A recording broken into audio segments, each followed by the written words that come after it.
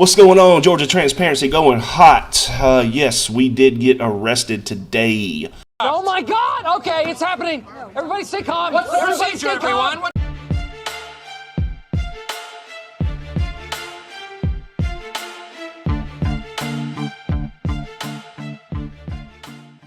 You don't want to get physical with me. I'll take you down. I'm not going to get physical. I'll sweep your leg. I'll sweep your leg. It's fake. It's a fake criminal record. Fake. It's all fake. Everything about me is fake. Show me your driver's license. You have one? Is that a requirement? You have a driver's license. Are you ordering me to do a thing? Sir, I have a complaint to turn in. You are impeding the complaint process. You're violating multiple of my civil rights. Welcome to the Thedummykruger channel, everyone. Today's video comes out of Warner Robins, Georgia, where we find a full story from arrest to conviction and even a little post-conviction chatter from a First Amendment auditor. I found this story interesting because the man actually decided to try his frauditing script while performing his duties of his day job, and it doesn't end well for him at all. This is the perfect example of a man who has clearly watched too many auditing videos because he simply cannot grasp the fact that this police officer has a job to do. First, we will watch the arrest, followed up by him representing himself in court, and finally ending up with a short clip that shows the real-world consequences when you don't fully understand the intricacies of the law. Let's get to it. What's going on today? Oh, not much, just chilling. Chilling? Yeah. Do you have any reason to be at this church? Do I have a reason not to be here? Well, it's a closed business right now, so you're not allowed to be here. Oh, okay. Okay. So I gotta leave? You got your ID on you? I do. Do I gotta show it? Yes, you do. For what crime? It's not a crime, sir, but right now there's an investigation going on because the crime is loitering and prowling. Oh, okay. So yes, sir, you do have to present your ID. Okay, so you speak for the business? No, sir, but someone called because you were here, therefore I'm allowed to investigate this. Yeah. Unless so I've I need you to committed present your ID now. Unless I've committed a crime. Okay. I mean, have I committed a crime? You have, loitering. For sitting in a private spot? Who called you? Sitting on a private property of a closed business. I'm going to ask you one more time to present your ID. So has the closed business called you? I'm not going to give you that information. Okay, I'll let you know. I'm a private investigator. Why not just start with you're a private investigator instead of, quote, chilling and using your script? The officer has already told you that a concerned citizen has called, and he is certainly allowed to investigate said call. I'm here investigating the claimant that's in this neighborhood. Okay. I have my credentials, and I'll be happy to show those to you. If I've got to leave this property, I will happily leave this property. Okay. Okay. Well, I need to see those credentials. I need to see your ID. I got you, sir.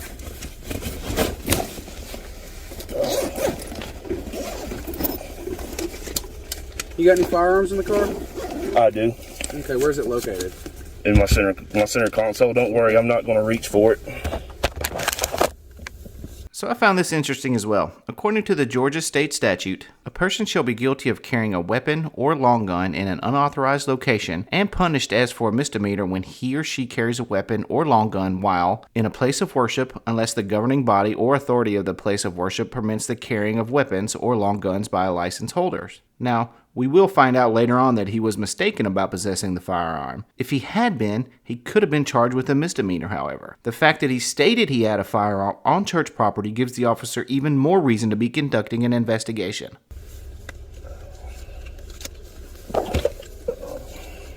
Thanks, sir.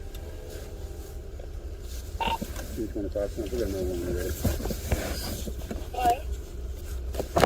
059-826-036. All right. You are going to have to leave the business. Okay. It is a closed business. What you're doing is considered loitering and prowling. Okay. I can't tell you who called. Okay. I can tell you someone called. You're at a closed be here. That is loitering and prowling. Go ahead. Criminal trespass is when somebody. Clear. Thank you. Okay, Criminal trespass is when you deprive somebody of their personal property or private property. Yeah. So I'm on. Two totally different crimes. So What's your name and badge number? Officer Hall, 4182. 4182. Okay. All right. So I'm sitting on a private property. Yes. And you speak for the business. So the business. I do not speak for the business. I speak you for can't the law. you can't tell me to leave. I'm not trespassing you. So this is where his script gets thrown off. The auditor is the only one mentioning trespassing. The officer didn't say a single thing about it. He is claiming you are loitering, and according to the ordinance, A person commits the offense of loitering when the person is in a place, at a time, or in a manner not usual for law-abiding individuals under circumstances that warrant a justifiable and reasonable alarm or immediate concern for the safety of the persons or property in the vicinity. Also, a law enforcement officer shall, prior to any arrest for an offense under this section, afford the person an opportunity to dispel any alarm or immediate concern which would otherwise be warranted by requesting the person to identify himself and herself and explain his or her presence and conduct. No person shall be convicted of an offense under this section if the law enforcement officer failed to comply with the foregoing procedure, or if it appears at trial that the explanation given by the person was true and would have dispelled the alarm or immediate concern. You'll see in a few minutes that last sentence really comes into play during his trial. I am telling you to leave because you're committing the crime of loitering and prowling. Being at a closed business when they're not open is a crime. No, it's not. Okay? When No, you're it's here, not. After someone calls, it is. Who? I'm The not giving business you the has the person. call. No, they don't. Yes, they do. Somebody that doesn't speak for the business All right, can't sir. trespass Are you going to me. leave the property? I'll go to jail. It's a bold strategy, Cotton. Let's see if it pays off for him. Let's go. Come on. I've made a huge mistake. There really needs to be a rule in the frauding handbook that says don't fraud it if you're at your real job. Granted, a majority of these faux freedom fighters are seemingly unemployed, so it may not actually be necessary. Maybe just a small blurb in a handbook will suffice. He's got his phone in his hands and a cigarette in the other. Go ahead and just turn around for me. All right, hold on. No, go ahead and turn around for me. All right, I'm being arrested.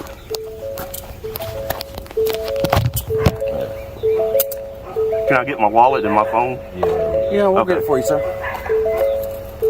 Central District. Hey, can you do me a favor, sir? What's that, sir? I got a bad shoulder. Can you cuff me in the front? I'm not going to be... No, sir, I can't cuff you in the front, but I will double. I have two cuffs on you. Okay, all right. So he writes a little statement down below. It says, now, my job is in danger, truck towed, and illegally arrested because this officer wants to flex his badge. Well, I guess we'll jump to the trial to see if any of that's true.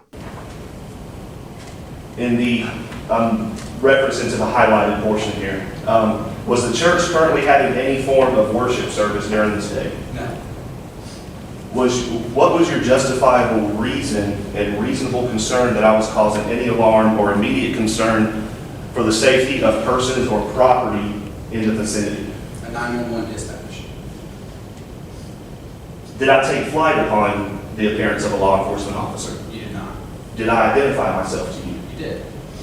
In this code, is there a timetable or a specific amount of time for any person to present an identification or to dispel any concern why they are there?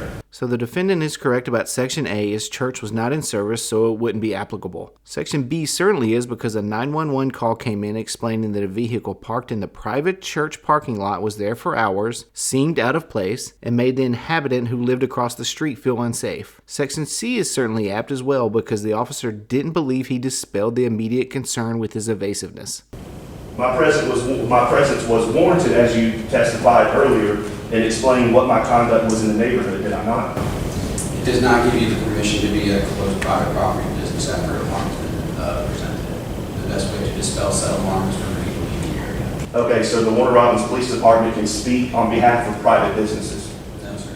So here he is trying to put words into the officer's mouth. That wasn't what was said at all. The officer explained that his actions didn't grant him permission to stay there when a concerned citizen called and that concern wasn't dispelled. It has absolutely nothing to do with the owner of the church property, like he said. Do you think I dispelled the alarm or immediate concern?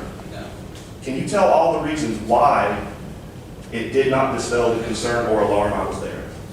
Well, I was dispatched to 911 because the lady was concerned that someone was watching her property. When I walked up onto your vehicle, I was able to see through plain view that you had a laptop and a video recorder. I was not able to verify on scene that you were a private investigator, and I did not have any of that information on me at the time to verify.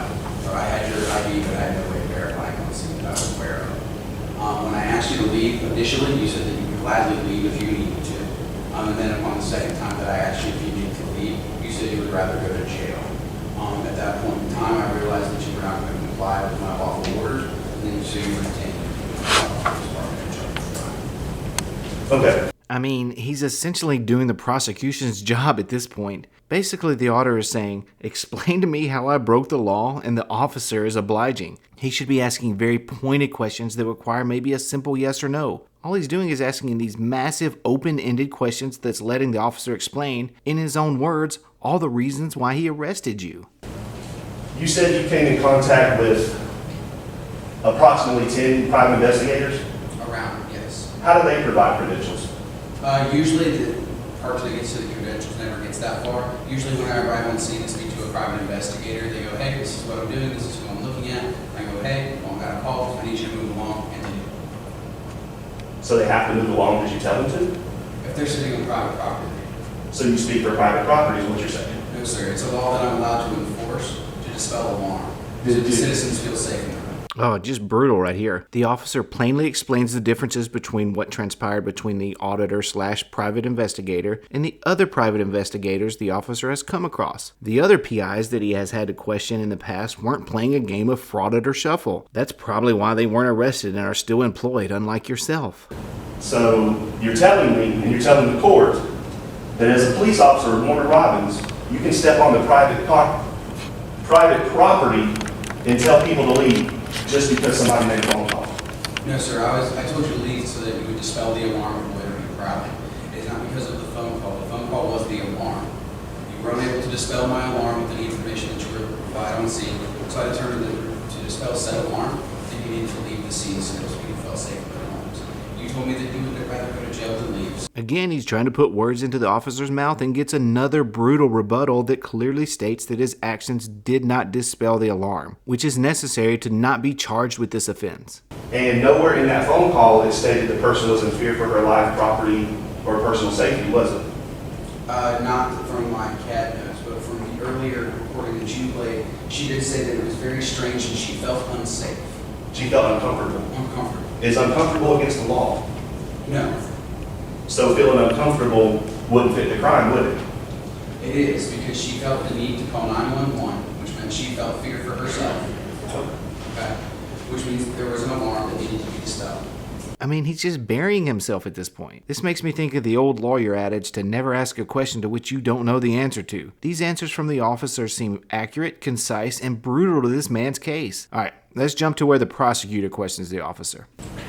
Did you ask him what he was doing at the closed business? Yes. And when you asked him what he was doing at the closed business, what was his first response? Just chilling. After that, what was his first response?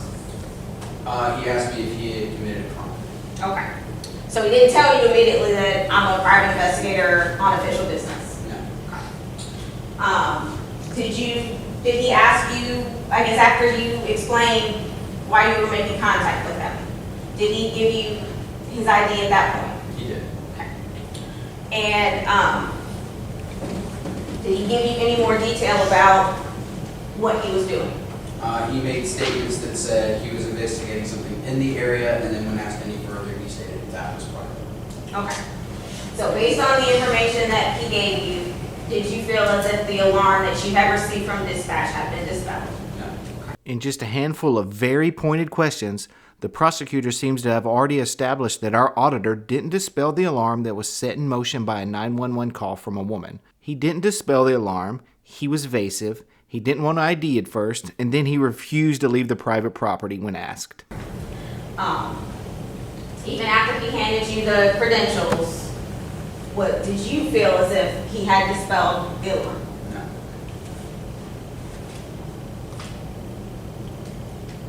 Is that why you asked him to move along? Yes. So the prosecutor already knows all these answers to her short and concise questions. Again, per the statute seen here, he commits said offense when the alarm cannot be dispelled. That's a huge part of this entire case. Now, Officer Hall's dispatch is relevant and important because he was told to go to that church in reference to a suspicious vehicle and the concerns that the female caller had. He was not privy to any other information about why the call was happening or anything. Great point here. The officer was going on very limited information. When he does arrive and cannot dispel the concern, he was arrested when our auditor refused to leave. His first response to the questioning of the officer was that I'm chilling.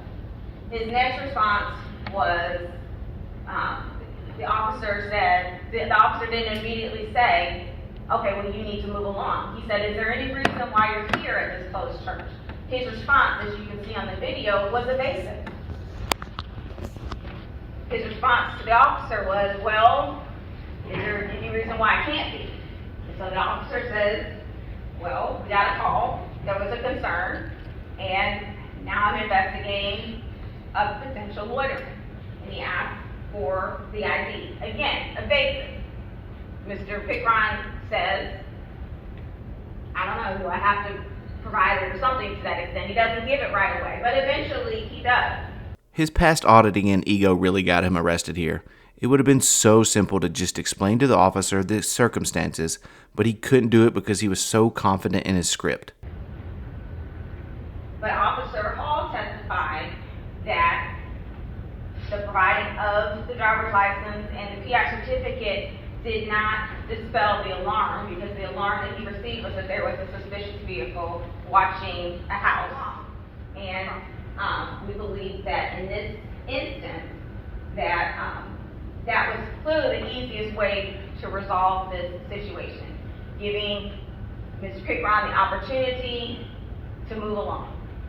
That would have dispelled the alarm that was caused by the woman that said that there's somebody staring at his house, at her house, and dispelled any alarm of there being a car on the property of a closed business. Now, to be fair to our auditor, subjectively speaking, I tend to find these types of laws too broad and too vague. As a matter of fact, a lot of loitering laws have been deemed unconstitutional and needed to be rewritten. Loitering laws have also been used by some law enforcement institutions to attack some of our society's most vulnerable, like the homeless. This law, however, seems well written in my opinion, though it does give the officer quite a bit of discretion. Mr. Pickron is arguing that he did, in fact, through his behavior, dispel any alarm. It is up to the court as a finder of fact. If you look at the statute, it specifically states that in order to have an arrest and conviction for the loitering, the officer has to give the defendant an opportunity to dispel the alarm, which he tried to do by asking him why he was there, what was his purpose, and trying to get more information about what was going on. So seeing how the statute is written, it seems, at least from my vantage point, the officer followed the statute to a T. He attempted to dispel the concern. When that didn't take place, he asked our auditor to please leave. He only had one other option at that point, and that was to arrest him. You can have a disagreement about what the law is or even how it's written, but I found the officer to be very knowledgeable, at least in terms of this particular statute. But it further states that the finder of fact will then determine whether or not the alarm was dispelled. So even though Officer Hall has testified what he observed, it is up to the court to determine whether or not the alarm was dispelled. So we would ask that you look at the statute, find that Mr. Pickron was guilty of loitering, find that the officer provided him an opportunity to dispel the alarm, find that the opportunity to dispel the alarm was offered. Mr. Pickron did not avail himself of that because he chose to be evasive in his answers to law enforcement and evasive initially about his purpose there, and then refused to leave after the officer asked him to simply move along. I feel the prosecutor laid it out perfectly there. She went line by line and it showed exactly how he was breaking the law in terms of how this statute is written. Okay, let's move on to his closing arguments, followed by the verdict from the judge. So I'll start where Officer Hall made contact with me. So yes, Officer Hall made contact with me. I did say I'm just chilling. Yes, I was evasive, but there's nothing illegal about being evasive when there's no elements of a crime or any probable cause. However, once Officer Hall said there was a crime, I did provide my ID and I did provide my active private investigator's license.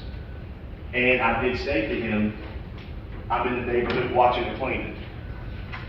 Or watching a claimant in this neighborhood, or something along the lines of that effect. And a reasonable officer would maybe put two and two together, that I was a legal person in a legal space doing a legal job at that time. And Officer Hall asking me to leave, he cannot speak for a private business. This is the perfect example of why we don't represent ourselves in court. This was covered significantly throughout the trial. The officer does not and did not speak for a private business. You were breaking the loitering statute. He gave you an opportunity to leave, and instead of leaving, you decided to go full fraud it. Had Officer Hall told me the business wants you to leave, they called, then that's grounds for me to leave. I would have to leave at that time. Yes, that's what the trespassing law says. However, you are conflating loitering and trespassing, which aren't exactly the same thing. They are similar, but not the same thing. But since he testified that the city of the Warner Robins Police Department does not have an agreement that they can speak and enforce laws on that private property, then he had no business coming onto that private property telling me to leave. And I would just pray that the court looks at all the evidence, that I was in a legal space at a legal time doing a legal job, and as Ms. Williams brought up, not normal for law-abiding citizens. However, Officer Hall cannot speak on behalf of private business. I mean, come on, man. This is really brutal at this point. He's not even responding to the loitering charge. He's only touching on a law that he hasn't been charged for. So, the Warner Robins Police Department entered private business without probable cause. Yeah, that's not right at all. The 911 call certainly gave them probable cause to check out the situation. Made an arrest without the business owner or anybody that owns the business making that phone call.